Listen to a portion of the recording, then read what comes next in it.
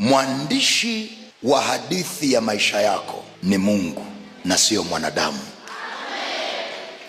Wengine tunaowaona ni watafasiri wa ile hadithi ambayo Mungu ameandika juu ya maisha yako, na wanaweza wakaitafasiri kulingana na uelewa walionao. Na ndio maana kuna mtu unakatishwa tamaa na mtafasiri wa hadithi ambaye sio mwandishi wa hadithi ya maisha yako. Yeye anaisoma na kuitafasiri, na anaweza akaitafasiri anavyojisikia yeye. Ndio maana kuna watu wanaweza wakakuita mtu usiye na maana, kuna watu wanaweza wakakuita kama mtu usiye na faida. Kwa nini? Hao ni watafasiri tu wa hadithi ya maisha yako, lakini mwandishi wa hadithi ya maisha yako ni Mungu. Na Mungu anasema kilichoandikwa kimeandikwa. Na kama Mungu ameandika kwamba umebarikiwa, hata wakitafasiri tofauti na hivyo, kilichoandikwa kitatimia kwenye maisha yako.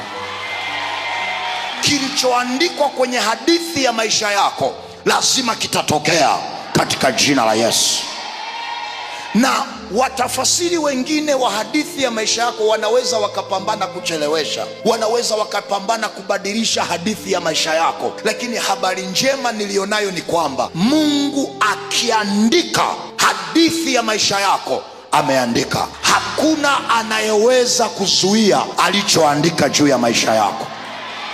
Na mimi nakuombea Mungu atimize yale yaliyoandikwa kwenye hadithi ya maisha yako.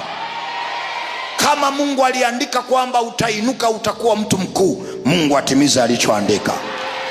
Kama Mungu aliandika kwamba atakuinua utakuwa mfanyabiashara mkubwa, Mungu atimize alichoandika katika jina la Yesu Kristo wa Nazareti.